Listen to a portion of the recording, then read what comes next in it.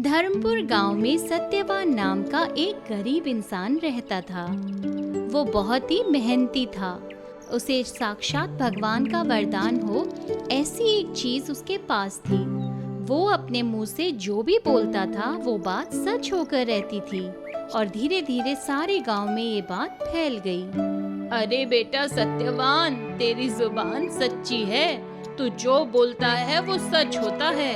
और तुझे क्या लगता है ये सारे गांव वाले तुझसे प्यार करते हैं? ये तो अपना मतलब पूरा करने आते हैं। देख लेना किसी दिन तेरी जान पे ना बनाए। संभल के रहना, मुझे तेरी चिंता हो रही है। माँ, मुझे इस पर विश्वास नहीं है, पर न जाने क्यों जो बोलता हूँ वो सच हो जाता है। बेटा सत्यवान, तुझे साक्षात भगवान का वरदान है, पर हमें घर भी तो चलाना है ना। तुझे कोई काम भी करना चाहिए। अरे भाई सत्यवान, घर में हो? एक काम से आया हूँ। नमस्ते सरपंच जी, कहिए कैसे आना हुआ? क्या बताऊँ, 2 दिन से मेरी गाय चोरी हो गई है। पता नहीं लग रहा है कहाँ गई। क्या मेरी गाय मिल जाएगी क्या? जरूर मिलेगी सरपंच जी। आने वाले 3 दिन के अंदर आपकी गाय आपके घर आ जाएगी और इसके आगे आपका सब कुशल मंगल होने वाला है। आपके घर में शुभ कार्य होने वाला है, जिससे आपके घर के सारे दुख कटने वाले हैं। आपके घर पर सुख की बरसात होने वाली है। वाह वाह वाह सत्यवान, क्या बात कही। मुझे पता है ये बात तो सच होकर रहेगी। धनीराम खुशी खुशी हंसते हंसते अपने घर चला जाता है। तभी सत्यवान की झोपड़ी के पीछे से एक चोर धनीराम और सत्यवान की बातें सुन लेता है। उस चोर का नाम दीपू होता है। उनकी बातें सुनकर दीपू मन ही मन में कहता है, भला कभी ऐसा भी हो सकता है, किसी के बोल देने से जीवन बदल सकता है। मुझे ये झूठ लगता है। सत्यवान अपनी बैल की जोड़ी लेकर खेत में चला जाता है। चोर उसका पीछा करता है।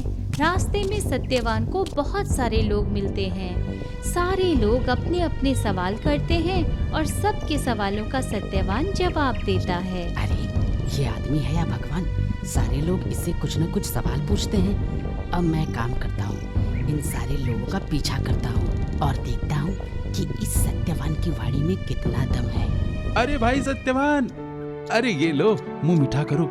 तुम्हारी बात तो सच हो गई भाई, मेरी गाय वापस लौट आई। और पता है तुम्हें, मेरी बेटी के लिए बड़े घर का रिश्ता आया है। शादी में उन्हें दहेज वगैरह कुछ भी नहीं चाहिए। मैं तो बहुत खुश हूँ। 2 महीने में शादी होने वाली है। तुम जरूर आना। भगवान आपका भला करे। अरे भला तो तू हमारा कर रहा है। हमारा नसीब है कि हमारे गांव में तेरा जन्म हुआ। तू तो साक्षात हमारे लिए भगवान ही है। दीपू फिर से एक बार धनीराम और सत्यवान की बातें सुन लेता है और फिर गांव के 2-3 लोगों के पीछे जाता है। उनकी भी बातें सुनता है। उनके भी सवाल सत्यवान के बताए गए जवाब अनुसार सच निकलते हैं। इस सत्यवान की वाणी तो सचमुच सच होती है। ये तो मेरे लिए फायदे का सौदा है। सत्यवान को आहट होती है कि उसका कोई पीछा कर रहा है। 2-3 दिन उसे एहसास होता है। मुझे कुछ अजीब सा लग रहा है। लगता है मेरे साथ कोई धोखा होने वाला है। लगता है मेरी जान पर बनाने वाली है। कुछ न कुछ तो जरूर होगा।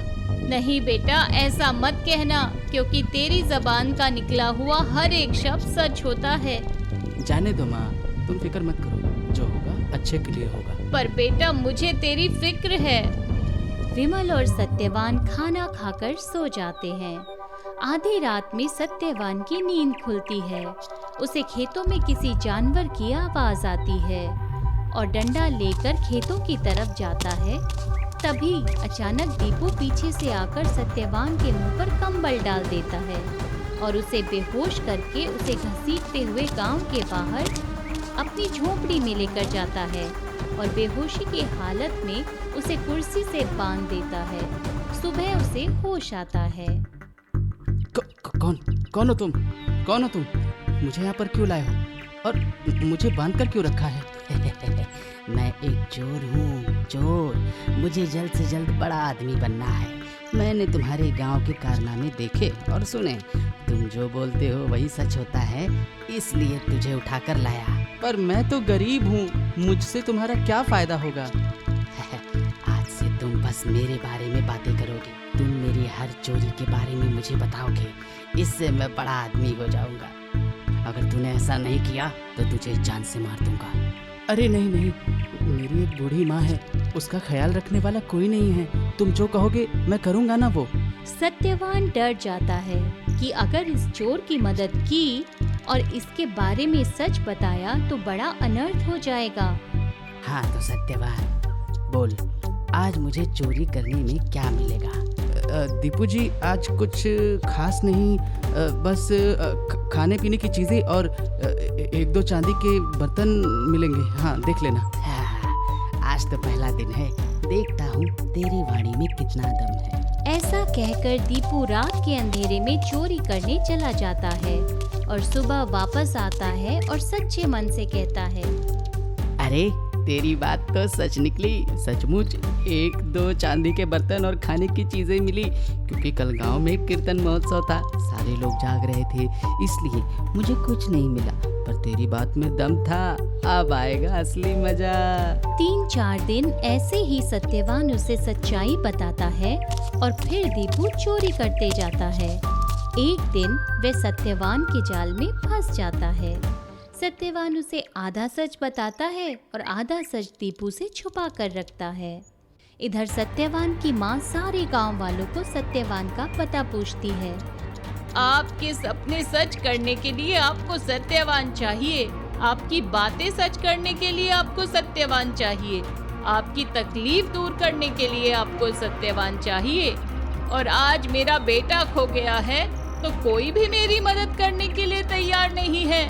मैं सारे गांव वालों को हाथ जोड़कर विनती करता हूँ कि हमें सत्यवान को ढूंढना चाहिए। और इधर दीपू फिर सत्यवान से कहता है, आज मैं एक बड़े से घर में डाका डालने जा रहा हूँ, पता मुझे वहाँ क्या क्या मिलेगा? गांव में ऐसा कौन है जिसके घर तुम जा रहे हो? कल सरपंच जी के घर में उनकी बेटी की सगाई है, वहाँ पर बहुत सारा माल रहेगा। सत्यवान दिल ही दिल में सोचता है, दीपू, मैं तुम्हें बताऊंगा, पर उसके लिए आज रात मुझे मंत्र पढ़ने होंगे, पूजा करनी होगी। इसके लिए तुम्हें मेरे हाथ खोलने होंगे, क्योंकि जब तक मैं पूजा करता रहूंगा तब तक तुम्हारा चोरी का कार्य पूरा होगा ही नहीं तो अनर्थ हो जाएगा। दीपू सत्यवान की बातों में आ जाता है और उसके हाथ खोल देता है और झोपड़ी को ताला लगाकर चला जाता है। सत्यवान झोपड़ी की कबेलू निकालता है और उससे बाहर आता है और चोर से पहले सरपंच जी के घर में पहुंच जाता है। अरे सत्यवान, कहाँ थे भाई? तुम्हारी माँ भी परेशान है। सत्यवान धनीराम को सारी हकीकत बताता है और सारे गांव वाले धनीराम के बंगले के आसपास छुपकर बैठ जाते हैं। तभी दीपू वहां पर चोरी करने आता है। चोरी का सामान लेकर दीपू भागने वाला ही होता है कि सारे गांव वाले टॉर्च जलाकर उजाला कर देते हैं और दीपू को रंगे हाथों पकड़ लेते हैं। सत्यवान, मतलब तूने मुझे धोखा दिया, तूने पूजा का बहाना बनाकर मुझे जाल में फंसा लिया। मैंने कुछ नहीं किया, तुम्हें तुम्हारी किए की सजा मिली है दीपू। तुम इतनी जल्दी में थे कि पूरा सच सुना ही नहीं। मैं तो आगे बोल रहा था, लेकिन तुम घर से निकल गए। तुम्हें बड़ी जल्दी थी चोरी करने की ना। आगे की बात यही कि आज के चोरी में तुम रंगे हाथ पकड़े जाने वाले हो, और वो ठीक वैसा ही होगा, लेकिन मेरे बताने से पहले तुम वहाँ से निकल गए और आधा सच सुनकर तुम चोरी करने आ गए। सरपंच और सारे गांव वाले दीपू को लेकर पुलिस के हवाले कर देते हैं और सारे लोग सत्यवान को उठाकर उसकी जय जयकार करते हैं। सत्यवान हमारे गांव के लिए एक वरदान है, इसलिए मैं आप सबसे सभी गांव वालों को विनती करता हूं कि आज के बाद कोई भी सत्यवान के पास जाएगा तो सत्यवान की हमें मदद करनी है। आज गांव में चोरी होने से बच गई। सरपंच का फैसला सारे गांव वाले मान लेते हैं और उस दिन के बाद सत्यवान के हालात सुधर जाते हैं। घर बार सुधर जाता है और इसी तरह आगे भी वो गांव वालों की मदद करते रहता है। किसी चीज का अगर समाज के प्रति अच्छा फायदा हो तो उसका सही इस्तेमाल होना चाहिए।